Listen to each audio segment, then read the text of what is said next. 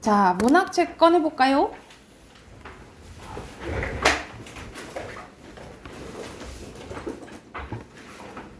오늘 130쪽입니다.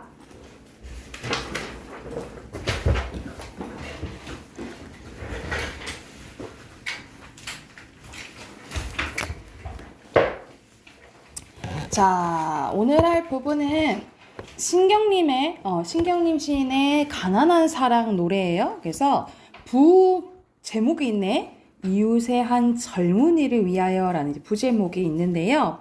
자, 먼저 갈래 보면은 자유시 서정시고요. 이웃의 가난한 젊은이의 삶에 대해서 조금 이야기한 시라고 보시면 되고, 총 이렇게 한연으로 되어 있죠. 근데 비슷한 문장 구조를 이렇게 반복이 되거든요. 그래서 어떤 내용인지 한번 바로 봐볼게요. 자, 첫 번째. 가난하다고 해서 외로움을 모르겠는가? 여러분, 이 말은 무슨 말이야? 가난하다고 해서 외로움을 모르지 않는다. 이 말이잖아요. 그쵸? 그래서 여기서는 일부러 의문문 형식으로 표현한 거야. 일부러 의문문 형식으로 표현한 거 무슨 법이죠? 서리법이죠. 서리법 쓰였네요. 너와 헤어져 돌아오는 눈 쌓인 골목길에 새파랗게 달빛이 쏟아지는데 시각적 심상 쓰였고요. 자, 그래서 너와 헤어져 돌아오는 길에 또 이렇게 묘사를 한 거죠. 탁 눈 쌓인 골목길에 이제 달빛 쫙 이제 비춰지는 게 우리가 상상이 되잖아, 그치? 그래서 얘는 가난한데 누구랑 이제 헤어져서 오는 건가 봐, 그치? 그래서 외로운 상황이기도 하고, 가난하다고 해서 두려움이 없겠는가? 이건 뭐야? 두려움이 있다 요 소리잖아요, 그쵸? 그래서 여기서는 비슷한 문장 구조가 이렇게 반복이 되거든요. 비슷한 문장 구조가 반복이 되면 여러분 대구법이라고 보시면 돼요. 비슷한 문장 구조가 반복되는 건 대구법이에요. 이렇게 반복되니까 운율 형성해 주겠죠, 당연히.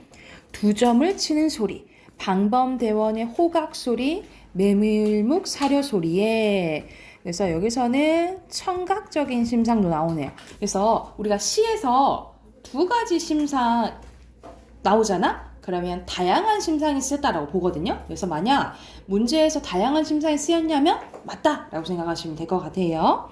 눈을 뜨면 먹을리 육중한 기계 굴러가는 소리. 기계 굴러가는 소리라는 건 공장이 돌아간다는 소리잖아요. 그치? 이 공장이 돌아간다라는 소리는 이제 말 그대로 도시화 산업화 되면서 도시의 이제 기계 문명에 대해서 얘기를 하는 거예요. 그래서 아무래도 이 사람은 가난한데 이 도시에서 적응하기도 힘들었겠지, 그치? 이런 내용이고, 가난하다고 해서 그리움을 버렸겠는가? 그리움에 대해서도 얘기하네. 어머님 보고 싶소. 수없이 내어 보이지만 쥐립 감나무에 까치밥으로 하나 남았을. 새파란 감이랑 바람 소리도 그려본대. 여러분, 새빨간 감은 시각이고 바람 소리는 청각이죠, 그렇죠? 여러분, 이런 식으로 감각이 이렇게 나열될 수도 있거든요. 이렇게 감각이 나열되면 이건 연달아 오는 거기 때문에 여러분 공감각은 아니야. 공감각은 하나의 감각이 다른 거 옮겨져 가야 돼. 근데 이건 그냥 나열된 거거든요. 이런 식으로 나열되면 무슨 심상이라고 하냐면 복합적 심상이라고도 해요. 그래서 여기서는 복합적 심상이 쓰였다라고 보시면 돼요. 자, 마지막으로 가난하다고 해서 사랑을 모르겠는가? 사랑도 다 안다 요 말이겠지, 그치? 내 볼에 하면서 시적 화자 직접적으로 나타나 있고요. 내 볼에 와닿던 네 입술의 뜨거움, 그러니까 사랑했던 사람도 있었던 거지. 뜨거움 이거니까 여기 촉각적 심상으로 쓰였네, 그쵸? 사랑한다고 속삭이던 네 숨결, 돌아서는 내 등 뒤에서 터지던 네 울음. 그러니까는 사랑했던 시절 하지만 헤어질 수밖에 없는 이런 상황들에 대해서 이제 나와 있는 거야. 가난하다고 해서 왜 모르겠는가? 가난하기 때문에 이 모든 것들을 뭐여야 되는 것을 버려야 한다는 것을. 이 모든 것들은 앞에서 말했던 뭐예요?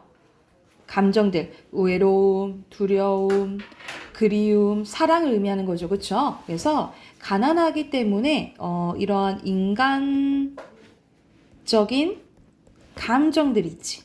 이 가난하기 때문에 이런 인간적인 감정들을 버려야 하는 상황에 대해서 이제 안타까워하는 게 드러난다라고 생각하시면 될 것 같아요. 근데 여기서는 목적어랑 서술어랑 바뀌었잖아요. 그치? 그래서 어순 바뀌어서 도치법도 쓰였다라고 보시면 돼요. 그래서 가난해서 이런 것들을 버릴 수밖에 없는 상황에 대한 슬픔이 드러난다라고 보시면 될 것 같아요.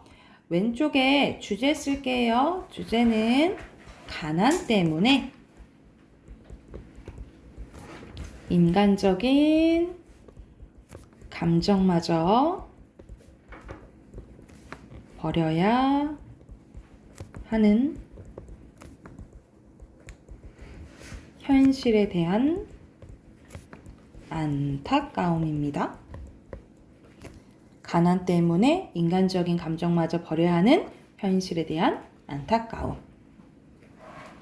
주제 쓰시고 131, 132쪽 문제 풀게요.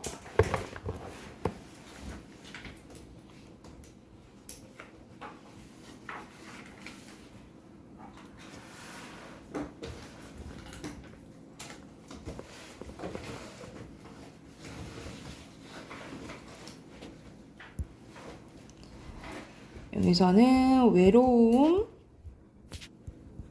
두려움이고요. 서리법, 운율 쓰시면 되고, 이웃한 젊은이, 도시, 안타까움이에요. 됐나요?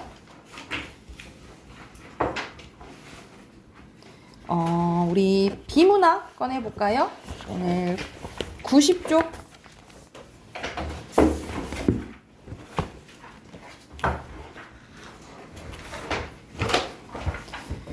과학 5활차례 맞자. 6까지 했나요? 7할 차례구나. 잘못 써주네. 우리 98쪽 그러면 98쪽 7, 8 풀게요. 7, 8 풀고 선생님이랑 같이 한번 봐봅시다.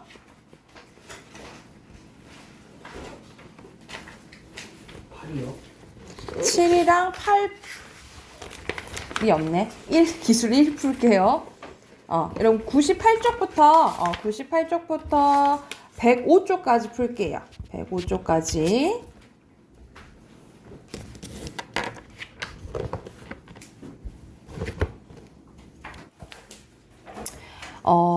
오존이 우리한테 이롭기도 하고 해롭기도 하다라는 이중적인 속성을 지니고 있다라고 이제 나와 있네요. 첫 번째 문제도 같이 봐볼게. 지구상에 자연적으로 존재하는 거의 대부분의 오존은 고도 10에서 30km 있는 성층권에 위치하는데, 이 성층권에 있는 오존은 태양으로부터 오는 자외선을 흡수해 지구상의 생명체들을 보호하는 역할을 한대요. 자외선은 인간이나 생명체에 강한 자극과 에너지를 전달해 심할 때는 피부암을 일으키기도 하기 때문에 오히려 이제 자외선을 이게 막아주는 역할을 한다는 거지. 그러나 잘 알려져 있는 바와 같이 성층권의 오존층은 인간이 만들어낸 프레온가스 등의 합성 물질들에 의해서 점차 파괴되어 가고 있습니다. 프레온가스는 결합이 매우 안정적이기 때문에 고도가 낮은 대륙권에서 분해되지 않으며 성층권까지 수송된 후 자외선에 의해 분해되어 오존 파괴의 촉매자로 작용하는 염소 원자를 방출을 한대. 더 심각한 것은 오존층이 파괴된 후에도 염소는 재생됨으로 하나의 염소 원자는 수천에서 수십만 개의 오존을 파괴한다라는 거예요. 이런 현상을 단적으로 보여주는 사례가 남극의 오존 구멍인데, 이거는 이제 계절적, 기후적 요인으로 성층권의 그 오존 감소가 급속히 진행된 탓에 발생한 것이다. 오존층의 파괴는 남극에서만 일어나는 것이 아니라 지구 전체에서 이제 일어나기 때문에 지금 심각하다는 거죠. 반면에 오존이 지상에 존재할 때는 오히려 해로운 역할을 한대요. 지구 표면에 가까이 존재하는 오존은 인간 활동의 부산물로 자동차와 공장에서 배출하는 질소, 산화물이나 탄화, 수소 등의 오염물질이 강한 자외선과 반응해 생성하는데요.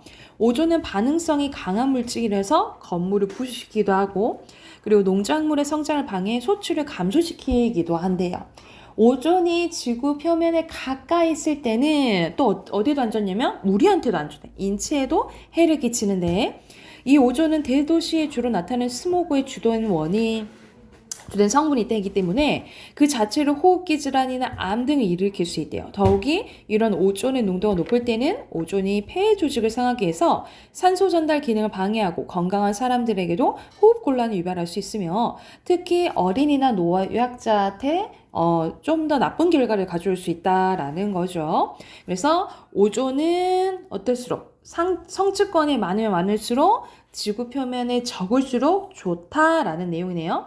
따라서 성층권의 오존층이 더 이상 파괴되지 않도록 대책을 빨리 마련해야 된다. 이와 관련된 문제가 몇 번이야? 3번 문제잖아요. 이거 마련해야 된다. 뭔가 좋은 대책을 세워야 된다. 이런 의미가 돼야 되잖아. 그치? 그래서 여기서 가장 적절한 것은 3번이에요. 강구하는 것은 어떤 좋은 방법을 궁리하거나 좋은 대책을 세우는 걸 얘기를 해요. 그래서 3번이 3번이고요. 자, 1번의 내용 일치 문제네요. 알맞지 않은 것은 오존이 스모그의 주된 그 성분이 된다고 하긴 했잖아요. 그쵸? 근데 어디 있을 때? 지구 가까이 있을 때, 그치? 성층권이 아니라 4번이고요. 2번에 뭐 하기 때문에 소용돌이가 약해질 때까지 오존 파괴가 급속히 진행돼서 오존 구멍이 생긴대. 여기서는 소용돌이가 남극의 성층권 공기 바깥으로부터 격리시켜서 오히려 들어오는 거 맞겠죠? 4번이에요. 자, 뒤로 넘겨서 관련된 문단 이으면 이렇게 표시하시면 되고요. 됐나요? 자, 밑에는 빈칸 넣을게요. 여기 프레온가스 오존층 10에서 30 자외선 호흡기 농작물 쓰시면 되고 됐나요? 오른쪽으로 가서 전환, 소출, 수송, 부식, 촉매, 부산물, 반응성이에요. 자, 이제 기술로 넘어가네요. 과학이 끝나고 이제 기술 지문으로 넘어가는데 처음 나온 게 우리가 지금도 핫한 이제 인공지능에 대해서 나오네, 그쵸? 인공지능에 대해서 나오는데 자, 이 문단부터 바로 갈게요, 여러분. 이 문단 보면 인공지능은 알파고처럼 목표와 규칙이 명확하게 정의된 특정 분야에만 능력을 발휘하는 약 인공지능이 있고요. 인간의 모든 능력을 발휘하는 강 인공지능이 있대요. 아직은 인공지능이 인간을 초월했다고 보기는 어렵지만 인공지능 전문가들은 일부는 기술의 진화 속도로 볼 때 언젠가는 강 인공지능 시대가 올 거라고 예상합니다. 그러니까 요즘에 더더욱 빨리 발전하는 것 같죠? 그리고 요즘에는 이제 챗GPT에서 거의 일상적으로 여러분 막 많이 물어보잖아요. 그치? 그리고 보니까 선생님은 잘 안 쓰거든요. 선생님은 안 쓰는데 선생님 친구들도 일상에서 뭐 많이 이용하고 막 하더라고요. 그래서 뭐 예를 들어서 만약 몸이 아파 어디 증상 이거 증상이 어디가 아픈 거야 뭐가 문제인 거야 뭐 이런 거 물어보기도 하고 예를 들어서 내가 이런데 요 음식 먹어도 될까 뭐 이제 이런 것도 이제 물어보고 아니면은 그 신기한 게 선생님 친구가 최근에 그 사주 공부를 해요. 여러분 사주 알죠? 여러분 이제 태어난 연도 뭐 일 이런 걸로 이제 사주를 이렇게 보는 걸 선생님 요즘에 친구가 공부를 하는데 예를 들어서 이렇게 이제 모임이 있으면 각각 생일이랑 연도랑 이렇게 입력을 하는 거야. 그래서 예를 들어서 수인이랑 선생님이랑 친구인데 수인은 몇 월생이고 나는 몇 년 몇 월생이야. 우리 궁합은 어때? 뭐 이런 거 있잖아. 물어보면 다 대답을 해주더라고. 그래서 뭐 어떨 때 좋고 뭐 어떨 때 좋고 뭐 어떨 때 이제 부딪힐 수 있고 이런 것도 이제 나오고 하더라고요. 근데 선생님은 항상 예전에 이제 지문 나온 거 이런 거 보면은 그래도 인공지능이 뛰어넘을 수가 없는 것은 인간의 감정들 아니면 창의성 이런 거에 대해서 얘기를 하거든요. 근데 대답해 주는 거 보니까 요즘에는 사람보다 공감을 너무 잘해 주는 거야. 그래서 이러다가는 진짜 뛰어넘을 수도 있겠다 이런 생각이 이제 좀 들더라고요. 그래서 이런 이제 말이 나온다라고 보시면 될 것 같아요. 이어서 볼게요. 자, 이런 가운데 사람들은 인간이 하는 대부분의 일을 인공지능한테 빼앗기게 되지 않을까 하고 두려워하는데요. 지금까지 기계가 인간 노동을 대체할 때마다 인간과 기계는 갈등을 꾸준히 이어왔지만 오늘날의 상황은 과거에 비해 더 심각합니다. 인공지능의 비약적인 발전으로 인한 일자리의 대량 감소가 불가피할 뿐만 아니라 이는 일자리의 양극화로도 이어질 수 있기 때문이다. 그러나 또 다른 인공지능 전문가들은 이러한 고민을 해결하기 위해 인간과 기계의 차이, 서로의 강점을 이해하는 것이 중요하다고 설명을 합니다. 이는 인간이 잘하는 것과 기계가 잘하는 것이 서로 다르다는 점에 차가 나서 인간은 기계가 잘하는 분야에서만 기계를 활용하면 된다 이 말이에요. 지금의 인공지능은 인간이 제공한 좁은 분야의 지식을 이해하고 학습함으로써 특정 용도에 따라 판단하는 수준이고 이를 위해 많은 데이터를 활용하는데 앞으로 기술의 지속적인 발전이 예상되지만 인공지능이 인간 수준의 직관과 통찰력을 갖추는 건 매우 어렵다 이 말이야.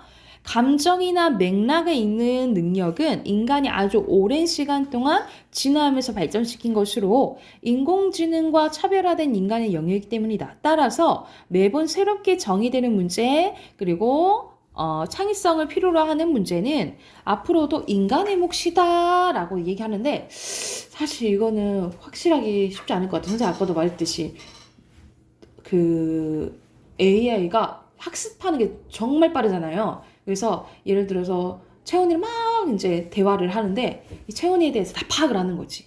그래서 채원이가 원하는 대답할 때도 있고 아니면은 오히려 그래서는 안 돼. 너 그렇게 말할 거잖아. 뭐 채찍질하는 말을 할 때도 있고 공감해 줄 때도 있고 그러니까는 너무 학습이 빨라서 이것도 생각해 볼 문제일 것 같아요. 제가 볼 때. 그래서 따라서 인간은 어떻게 여기고 인공지능을 효과적으로 활용할 수 있는 방안을 지속적으로 연구해야 된대. 그러니까는 2번에 들어갈 거는 뭐겠어요?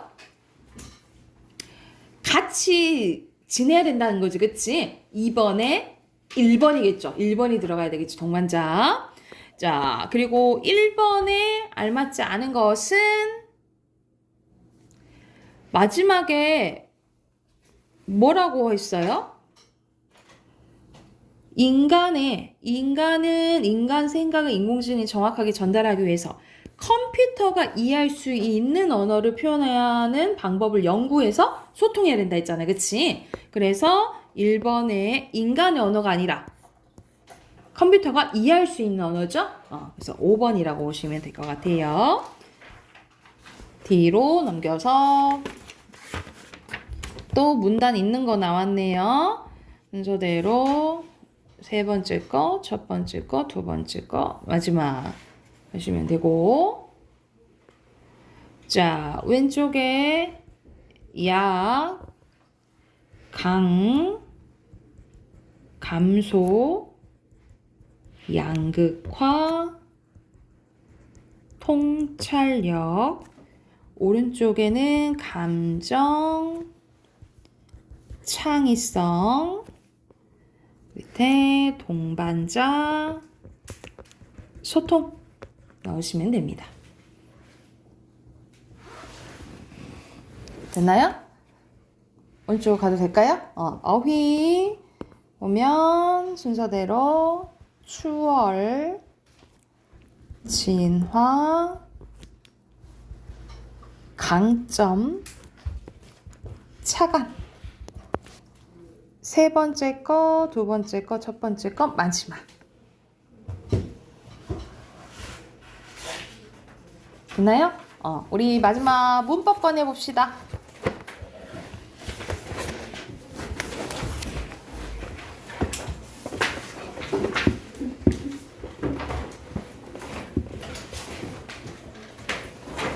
오늘 82쪽이에요.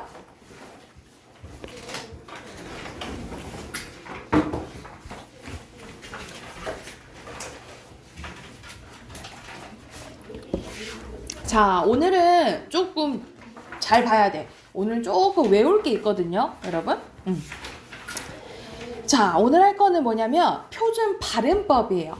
여러분은 보통 쓸 때는 맞춤법 틀렸어 이러면 많이 하잖아. 이거는 이제 한글 우리가 적을 때 이제 지켜야 될 것들이고, 오늘 할 거는 표준 발음법이에요. 발음법은 우리가 어떻게 올바르게 발음해야 되는지에 대해서 정해놓은 걸 생각하면 되는데, 여기 부분은 사실 2학년 때 시험 범위로 나오긴 해요. 2학년 이제 부분이긴 한데, 그래서 우리 미리 한번 볼게요.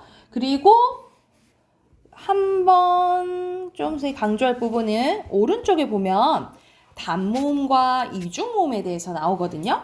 이건 이제 아는 친구들도 있지만 모르는 친구도 있으니까 다시 한번 설명해주면, 여러분 우리 모음 자음 있잖아요. 우리 한글의 모음은 총 21개예요. 총 21개인데 이걸 두 가지로 나뉘어요. 단모음 10개, 이중모음 11개 이렇게 나누는데, 단모음과 이중모음 나누는 기준은 발음할 때 혀의 위치나 입술 모양의 변화예요. 그래서 우리가 아 하면 계속 아야. 그래서 입술 모양이나 혀의 위치가 달라지지 않아요. 그래서 단모음이고, 그래서 이야 발음할 때 이야 하고 변하죠. 이런 식으로 변하면 이중모음이거든요. 근데 선생님 보통 단모음 10개만 외우라고 해요. 단모음 10개만 외우고 나머지는 이중모음이라 생각하면 되잖아. 그치? 그래서 단모음 10개는 어떻게 외우냐면 이, 에, 위, 웨, 아, 우, 오 요 순으로 외우라 하는데, 이렇게 전설모음이야. 이, 위, 웨, 아, 우, 오 이렇게가 단모음, 나머지는 이중모음 이렇게 기억해 주시면 될 것 같아요. 자, 그러면 먼저 모음을 발음은 어떻게 하냐? 왼쪽에 가볼게요. 모음의 발음. 원래 음을 살려 발음하는데, 자, 왜나 위는, 여러분 봐봐. 왜나 위는 단모음이에요. 그쵸? 왜랑 위는 단모음인데, 이중모음으로 발음 가능하대요. 그래서, 왜가도 되지만, 왜가도 된다, 이 말이지. 그래서, 이중모음을 발음할 수 있다, 이런 소리고요. 하지만 오히려 이중모음을 단모음으로 발음할 경우가 있는데, 첫 번째 용언의 활용형에서, 여러분 용언이 뭐였지? 동사, 그치, 동사 형용사예요. 동사 형용사가 바뀔 때 나타나는 처는 발음도 힘들어. 그래서 얘는 이중모음을 안 하고 단모음, 그냥 처로 발음해요. 그래서 여기 왼쪽에 예시 나오죠. 가져, 고쳐 이런 식으로, 자, 이중모음을 뭐로 발음한다? 단모음을 발음한다 라고 보시면 되고요. 그리고 밑에 얘랑 레는 그냥 얘랑 얘로 발음해. 근데 그 외의 것들 있지. 얘랑 레 그 외의 것들은 뭐로 발음한다? 에로도 발음하는 거. 에도 허용인 거야. 봐봐. 왼쪽에 시개도 되지만 시개도 되고, 지해도 되지만 지해도 된다 이 말이지. 이런 식으로 여의자는 만약 자음을 갖고 있으면, 그러니까 얘네 왜 얘는 에로도 발음한다 라고 생각하시면 될 것 같아요. 이해됐나요?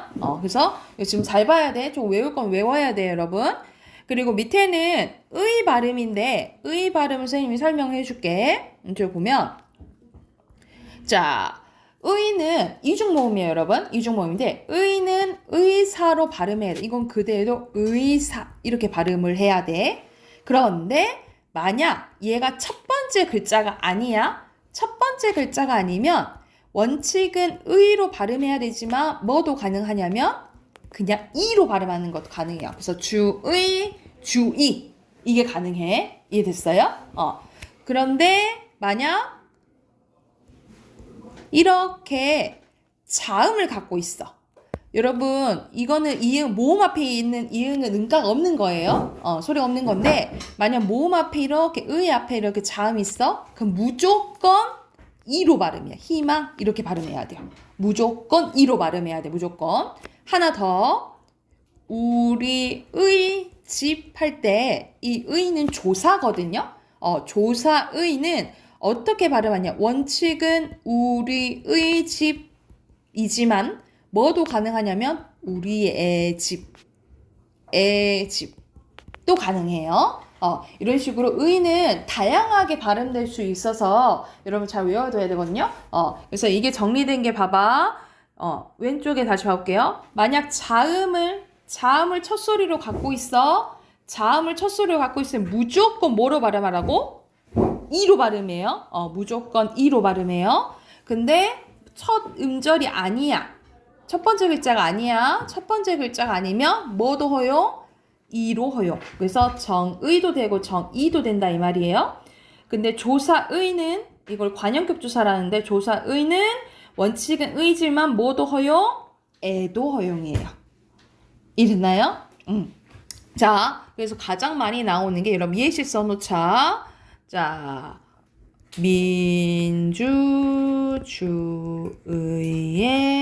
의가 계속 나오죠. 자, 그러면 이거 발음 밑에 있는 거 할 수 있는 거 다 써볼게. 여러분 이거 원칙적으로 의로 발음해야겠죠? 그쵸? 근데 이거 첫 번째 글자가 아니지. 첫 번째 글자가 아니면 뭐도 가능? 그렇지. 이도 가능하다 이 말이야. 이도 가능하다 이 말이야. 이해됐어요? 근데 요때 의는 조사거든요. 그래서 조사인 것도 봐야 돼. 그러면 원칙은 의지만 뭐 가능? 그렇지. 가능이에요. 가능.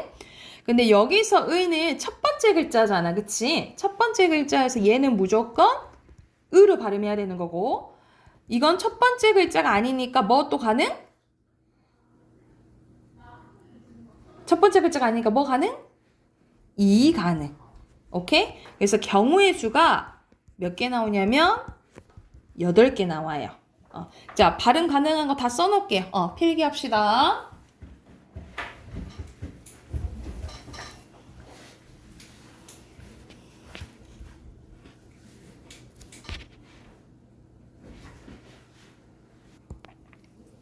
자, 필기했나요? 그래서 여기 부분은 조금 외우셔야 돼요. 자, 밑에 이제 받침의 발음으로 가볼게요. 여러분, 받침의 발음으로 할 건데, 자, 예를 들어서 이런 것들이 있다 쳐봅시다. 이렇게 하나 오잖아요? 받침에. 하나 오면 헛받침이라고 하고요. 똑같은 게 2개 오면 쌍받침이라고 하고요. 이렇게 서로 다른 게 오잖아요? 그럼 겹받침이라고 해요. 그래서 각각 받침이 헛받침, 쌍받침, 겹받침이 있는데 먼저 헛받침의 발음이에요. 헛받침의 발음, 칠종성 이렇게 써져 있는데 우리가 쓸 때는 상관이 없어. 쓸 때는 상관이 없는데 발음할 때 있죠. 이 발음할 때는 요 7개 중에 하나로 바뀌어요. 그래서 칠종성법이라고 하는데 보통 어떻게 외우라고 하냐면 여러분 가느다란 물방울 이렇게 외우라고 하거든요. 가느다란 물방울 이렇게 외우라고 하는데 이건 같은 말로 뭐라고 써놓으시면 되냐면 음절의 끝소리 규칙이라고 보시면 됩니다. 음절의 끝소리 규칙이에요. 그래서 우리가 쓸 때는 글자로 쓸 때는 상관이 없지만 발음할 때는 이 7개 중에 하나로 바뀐다라고 해서 칠종성법 같은 말로 음절의 끝소리 규칙이라고 해요. 그래서 밑에 봐보자. 기역, 쌍기역, 키읔은 기역으로 발음나요. 니은은 그대로 니은. 디귿으로 발음나는 게 가장 많아요. 디귿, 티읕, 시옷, 쌍시옷, 지읒, 치읒, 티읕은 디귿으로 발음나요. 리을은 그대로 리을. 미음도 미음. 비읍, 피읍은 비읍으로 발음나고요. 이응은 그대로 이응으로 발음나요. 그래서 디귿으로 발음나는 게 가장 많다라고 기억을 해주시면 될 것 같아요. 이게 뭐라고? 무슨 규칙이라고? 음절의 끝소리 규칙이라고 보시면 돼요. 자, 밑에는 겹받침의 발음이에요. 겹받침의 발음인데 이 겹받침은 앞에 있는 게 발음될 때도 있고 뒤에 있는 게 발음될 때도 있거든요. 자, 먼저 앞에 있는 게 발음되는 게 뭐 있냐면 기역, 시옷, 너, 니은, 지읒, 안따, 그리고 리을, 비읍, 여덜, 외골, 리을, 시옷, 리을, 티읕, 리을, 쿨따, 비읍, 시옷, 비읍, 갑. 그래서 예시로 기억하시면 되는데 여러분 여덟에 리을, 비읍, 요거 여덟 동으로 해볼까? 여러분 원칙적으로 이렇게 생각해야 돼. 리을, 비읍은 여덟이니까 리을로 발음되는 거야. 그치? 리을, 비읍은 리을로 발음되거든요. 근데 예외적으로 비읍으로 발음되는 게 있어. 이 비읍은 4가지 있어서 외우셔야 돼요. 자, 그 4가지가 뭐냐? 밥다, 넙둥굴다, 추가적으로 옆에 쓰세요. 넓적하다, 넙죽하다. 요렇게 4가지만 있죠. 요렇게 4가지만 밥으로 발음납니다. 비읍으로 발음난다라고 생각하시면 돼요. 자, 리을, 비읍은 이렇게 생각해야 돼요, 여러분. 리을, 비읍은 원칙적으로 뭐야? 리을이야. 원칙적으로 리을인데 비읍으로 발음하는 게 단어가 4가지 있어요. 뭐 있어? 밥다, 넓적하다, 넙죽하다, 넙둥굴다. 이건 외우셔야 돼요. 아셨죠? 여러분, 이건 어떻게 발음 날까? 넓다. 이거 넓다야? 넓다야? 보통 넓다라고 발음하는 사람들 많거든요. 넓다? 넓다예요. 넓다. 넓다. 바다가 넓다. 이렇게 봐야 돼. 알겠죠? 그래서 리을, 비읍의 원칙은 뭐야? 리을인데 비읍으로 발음나는 단어는 4가지밖에 없다고? 밥다, 넓적하다, 넙죽하다, 넙둥글다예요. 오케이? 이건 외우셔야 돼요, 여러분. 그리고 자, 뒤에 게 발음 나는 거. 리을, 기역은 기역, 흑. 리을, 미음은 미음, 삼. 리을, 피읍은 비읍, 읍다예요. 그런데 또 예외가 있어. 여러분, 리을, 기역 동그라미, 리을, 기역. 자, 흑 또는 꼬꼬닥 닭 생각하시면 돼요. 여러분, 리을, 기역 원칙은 기역이에요. 흑 생각하면 돼. 리을, 기역, 리을, 기역은 기역의 원칙인데 어떨 때 리을로 발음나냐? 자, 여기 밑줄. 용언의 어간에 쓰인 받침 리을, 기역은 기역 앞에서 리을로 발음이 돼요. 자, 예를 들어서 봐봐. 맑게, 기역 뒤에 뭐가 왔어? 기역이 왔죠? 그러면 리을로 발음돼요. 맑게 이렇게 되는 거야. 여러분, 이거는 이거 말고 여러분, 이건 어떻게 발음 나니?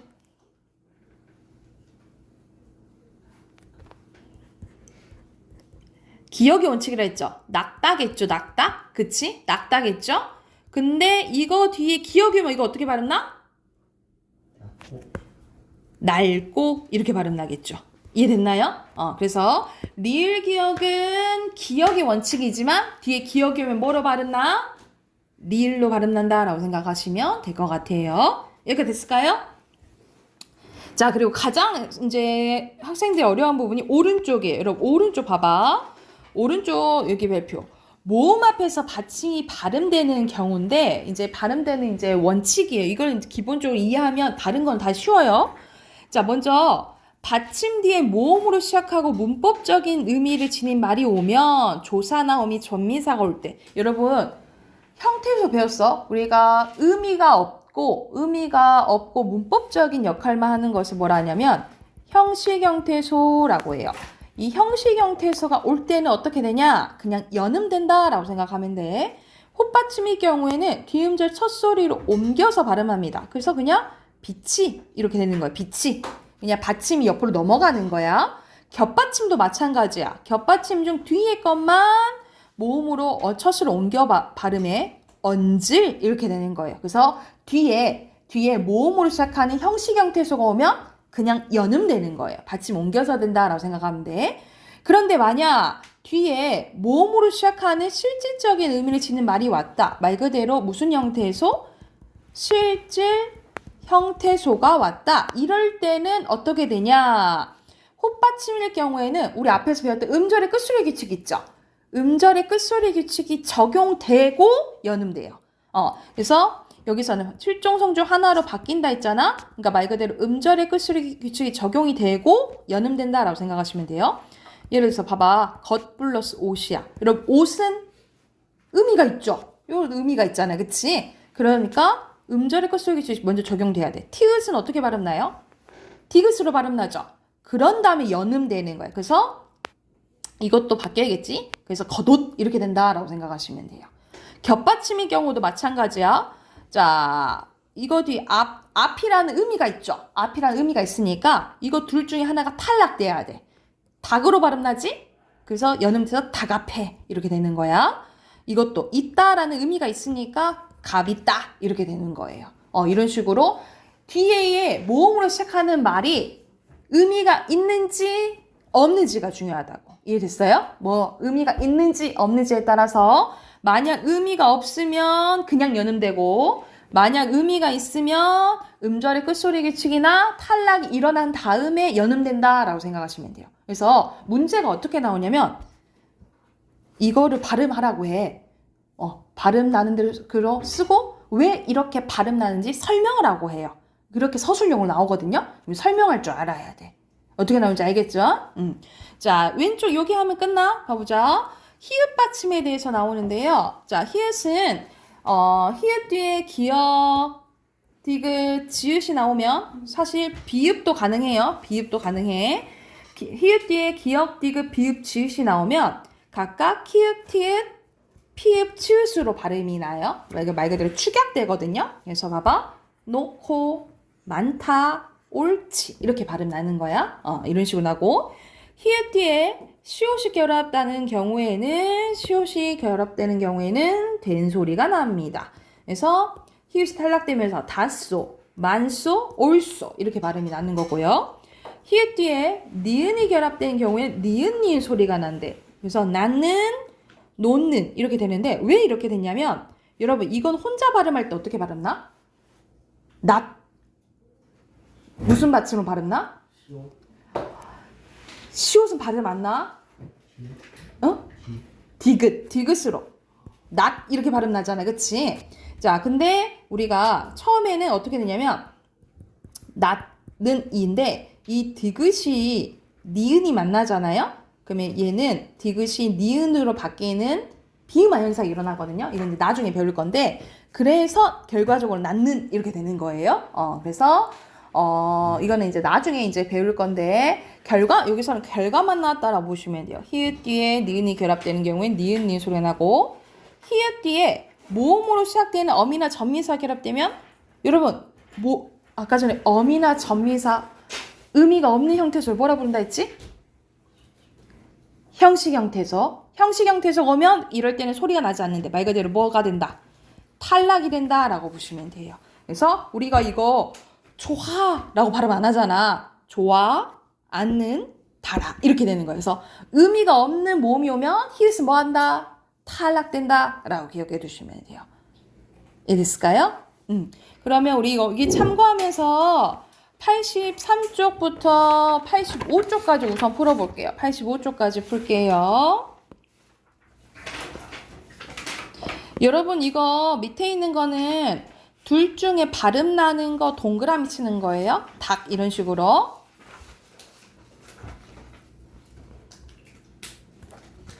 봅시다. 자, 1번부터 답 확인해 볼게요. 자, 여기서는 단모음, 이중모음을 발음할 수도 있다 했잖아. 외가를 외가 이렇게 발음할 수 있다 했죠. 그러니까 O 맞죠? O 맞죠? 그 다음에 의는 이로 발음할 때도 있잖아. 그치? X 발음 다르죠? X O예요. 옷, 숲, 박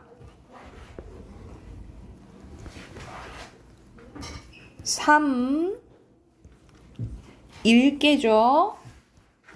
갑 앉다 넓다 넉 끈타 넙죽하다죠? 1번에 알맞지 않은 것은 여러분 얘랑 레는 그대로 얘랑 레로 발음해야 되는 거예요. 땡. 3번이고요. 2번에 무조건 의중모음으로 발음해야 되는 무조건 의로 발음해야 되는 거 1번이잖아. 가져. 이건 애도 가능하다 했죠? 살쪄. 이거는 희막 이로 발음해야 되지. 자, 여기서 알맞지 않은 것은 의는 첫 번째 글자가 아니면 의 아니면 이로 해야 한다 했잖아. 애 아니죠. 의 아니면 이야. 4번이에요. 4번에 늙고 옮기는 밟고죠. 밟고 수탉 싫다죠. 4번이네요. 됐나요?